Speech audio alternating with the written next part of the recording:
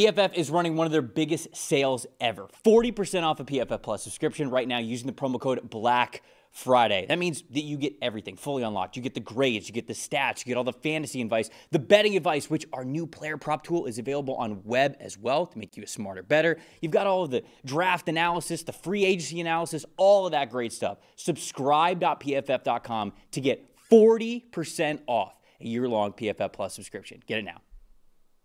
The Steelers and the Bears facing off here. Aaron Rodgers up in the air, doesn't need surgery on his left hand, but still don't know if he's going to play in this game or not. Mason Rudolph will be the quarterback if Aaron Rodgers does not play. And it's interesting because Rodgers, Bears fans, close your ears on this one. Rodgers has beaten the Bears in Soldier Field a lot in his career, from his days when he was with the Green Bay Packers. And let's face it, this could very well be the last time he plays in Soldier Field in his career. And so you know that he's going to do everything that he can to suit up in this one because he wants to go out there and play. But do you want to start talking about the Bears or the Steelers here? I'm going to go with the other side and Caleb Williams in this Bears offense. And really, I want to mention just the trench matchup that we're going to get in this game because it's going to be prime time. This Bears offensive line that they built this offseason, especially in the interior, they've got Theo Benedette at left tackle playing well. Darnell Wright's a superstar at right tackle. They're top 6 in the NFL in both pass blocking grade and run blocking grade this season. The pass protection's been better than it was last year. They're picking up stunts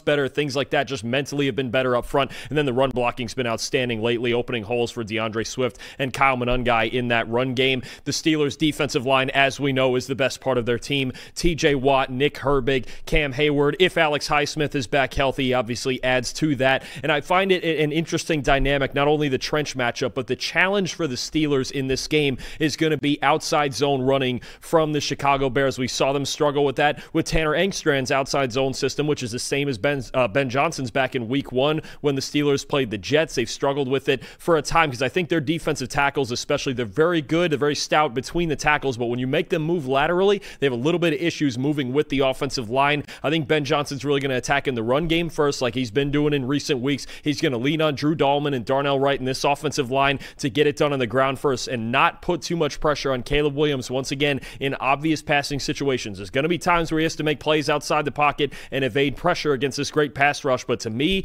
the Bears' success right now starts with the run game, with their offensive line. I don't think that changes in this game.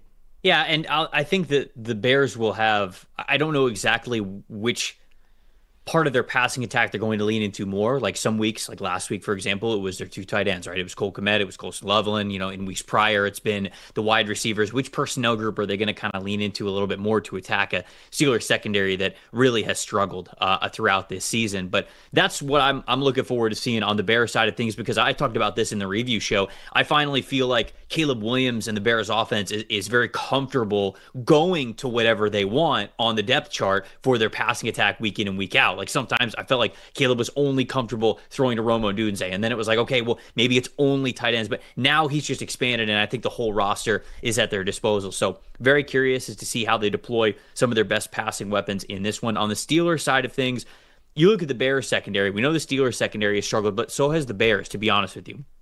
There's only 2 weeks this season where the Bears have had a team coverage grade above 65.0. So this is also a group that has really struggled, and they have just a 54.0 coverage grade when covering tight ends and running backs in the passing game. And that matters to the Steelers because we have been asking, okay, who is that wide receiver to? Who is that next passing option outside of DK Metcalf? And the truth is, it's running backs and tight ends. Like, they're just not going to lean on Calvin Austin and Roman Wilson to be those guys in their offense. So instead, you look at last week versus the Cincinnati Bengals. Kenneth Gainwell, 8 targets, 7 catches, 81 yards and 2 touchdowns. Darnell Washington, who's playing like a monster this season, 5 targets, 4 receptions, 67 yards. Pat Freiermuth, 1 target, 1 catch for 19 yards. Jaylen Warren, 2 targets, 2 catches for 5 yards. So they're just trying to get the other parts of their passing game involved. And I think that they're okay with just saying, hey, basically just DK, and then we're just going to get the whole roster involved outside of that. They're not going to force to those wide receivers.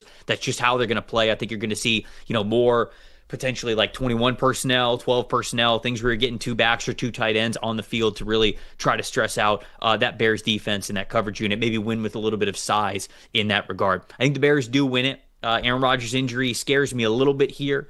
I'm going to go with the Bears 21-14. They'll defend home turf. Look, the Bears find themselves in one-score games every week. I think this is going to be another close one, and it's really just going to depend, to me, on how well on the line of scrimmage their offensive line can handle things. I think they can do just enough as long as Caleb Williams doesn't turn the football over, because that's when the Steelers win games, is when they get pressure and force turnovers. As long as he's safe with the football and the Bears run it well, I think they can come out with a win. I have them 20-17, Chicago.